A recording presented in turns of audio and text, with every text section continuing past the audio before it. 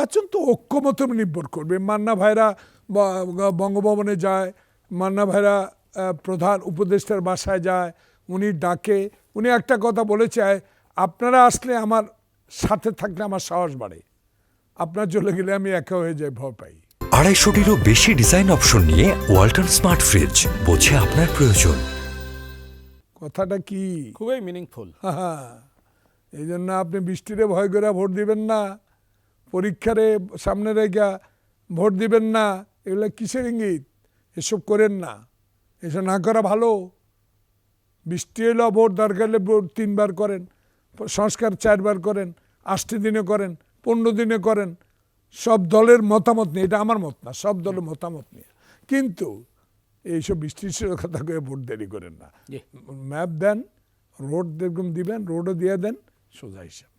উপায় তো একটা, এইসব অতি কথোপকথন বন্ধ করতে হবে সরকারে যারা আছে। আর যারা নতুন উদ্যমে নতুন দল করে ক্ষমতা যাওয়ার ইচ্ছা পোষণ করছে, ওদের কথা বন্ধ করতে হবে। নীরবে যাও, দেশে যাও, গ্রামে যাও, মেম্বার হও, চেয়ারম্যান হও, পৌর কমিশনার হও, পৌর মেয়র হও, উপজেলা চেয়ারম্যান হও, তারপর এমপি। অনেক কষ্ট করতে হয়, অনেক। 5 বার এমপি হয়েছে অনেক কষ্ট করে। তা আমার কোনো গুণ নাই, আমার গুণে হয়ে নেই। গুণ তো একটা ধান, ধান ধান ধানের শীষ। সেখানে আমি মনে করি যে দল করেন, কিন্তু কথাবার্তা তো একটু ক্যাশ কনফিউশন তৈরি করে মানুষের মধ্যে একটা আতঙ্ক সৃষ্টি করার কোনো প্রয়োজন নেই। এই আতঙ্ক সৃষ্টি মানে আবার ওই যে 111 তো মির্জা ফখরুল চায় না, আওয়ামী লীগকে পুনর্বাসন মির্জা ফখরুল চায় না। মনে মনে কার কি আছে সব কথা খুলে বলবো, বাজারে হাড়ি ভেঙে দিব। কিন্তু অনেকে জানি, অনেক ইতিহাস জানি আমরা। শেখ মুজিবুর রহমান সাহেব অনেক বড় বড় কথা বলতেন, আমার চেয়ে বেশি কাছের লোক মান্না ভাই। আমার মনে পড়ে 70 সালে যখন প্রথম নির্বাচন 74 সালে আমি গেছিলাম, তখন ছাত্রলীগ করতাম, যে আমারে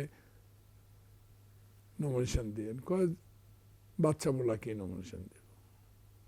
তখন বলে আসছিলাম যে বাচ্চা না, রাজনৈতিক সচেতন কর্মী। কিন্তু আপনারা বাচ্চা না, একজন রাজনীতিবিদ হয়ে গেছেন এখন, হন, আপত্তি নাই। কিন্তু কেউ হেয় প্রতিপন্ন করে কথা বললে কিন্তু জনগণ গ্রহণ করবে না। দল এত সহজ নয়। দল তো ফেরদৌস আহমদ কুরেশিও করছিল, দল তো আমেনা বেগমও করছিল, দল তো অনেকে এখনো করে। লাভ কি? লাভ একটাই, দল বাড়বে, মার্কা বাড়বে, ব্যালট পেপারে অনেক মার্কা লম্বা হয়ে যাবে, কিন্তু মানুষ তো কাকে ভোট দিবে মানুষ জানে। বাংলাদেশের মানুষ গরিব হতে পারে, কিন্তু কলজাটা এত বড়।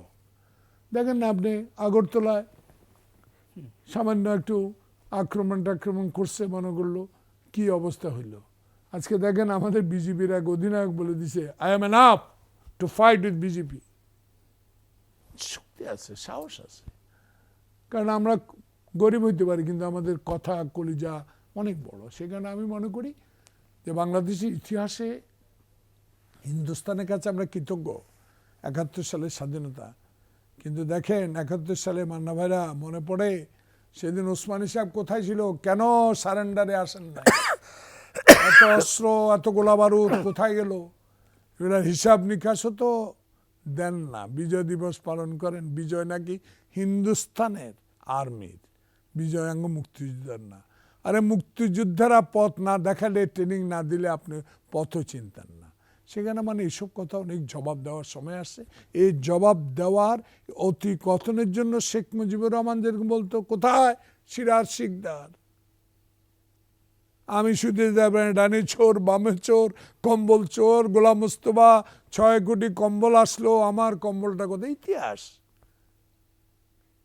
আঙ্গো আজকে জাসদ করতে মহিউদ্দিন সাহেব ভালো লাগে, তার বই একটা আমার এক শিক্ষক আমাকে আজকে দিয়েছে, সেটা গাড়িতে বসে বসে পড়তেছিলাম। সেখানে একটা কথা উনি লিখেছেন যে শেখ মুজিবের রাজনীতিতে আরেকটা ভুল ছিল জাসদের উপর আক্রমণ করা, নিশ্চিহ্ন করে দেওয়া।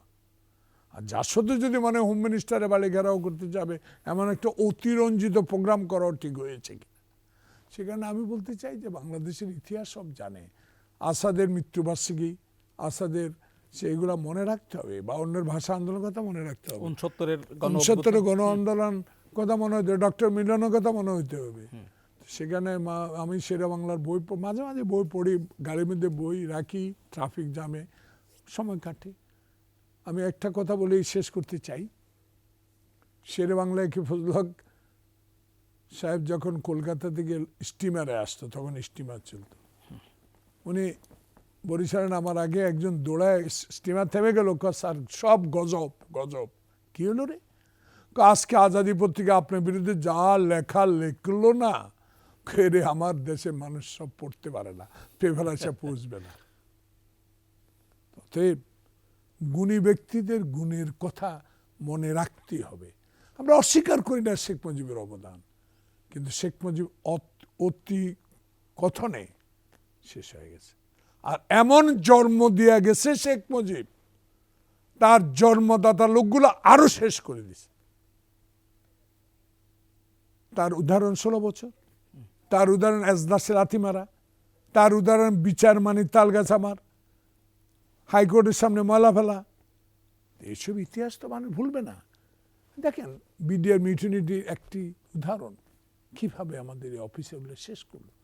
কোথায় এখন মঈন, কোথায় এখন ওই লোক, কোথায় এখন এরা, এগুলো তো খুঁজে বাইর করি। আজিজ আর এবার সেনাবাহিনীর প্রধান, কি কথা বাবার এই শুনতাম।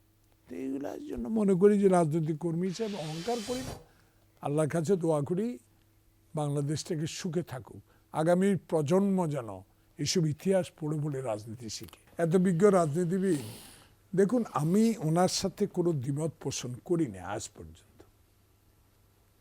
একটা বিষয় ওনার কাছে আমি অনুরোধ জানাবো, এসএ টিভির সকল দর্শক গভীর রাতে যারা আমার আপনার কথা শুনছে, আমার আপনার পাওয়ার আর কিছু নেই। 16 বছর অনেক নিপীড়ন নির্যাতন, অনেক কথা বলেছেন। এই কথাগুলো যদি একসাথ করি বড় একটা লঞ্চ ট্রাকে, এটা জায়গা হবে না। যত কথা আপনি বলেছেন, যত টক শো আপনার সাথে আমি করেছি, তো সেই কারণে আমি মনে করি আপনাদের কাছে একটাই অনুরোধ, আপনারা তো ডক্টর ইউনূসের কাছে যেতে পারেন, কথা বলতে পারেন। উনি দেশটাকে আপ্রাণ ভালোবাসে, অস্বীকার করার কোনো কারণ নেই। কিন্তু এখন যে মুহূর্তে উনি দেশটাকে একটা নির্বাচন উপহার দিবে, সেই মুহূর্তে এসব কথা কেন? আমার প্রশ্ন এটা ওনাকে বন্ধ করতে বলেন, সব ঠিক হয়ে যাবে। হরতালের দরকার নাই, রাস্তায় নামার দরকার নাই। দেখেন মানুষের মনে একটা তো স্বস্তি আসছে যে এই দেশে আর স্বৈরাচার আসবে না, এই দেশে পেঁয়াজের সিন্ডিকেট হবে না, এই দেশে আলুর সিন্ডিকেট হবে না, একটা কিন্তু বিশ্বাস এসে গেছে। এই বিশ্বাসটা রক্ষার জন্য ডক্টর ইউনূস এখন তার কাজটা করতে হবে, একটা নির্বাচন দিতে হবে।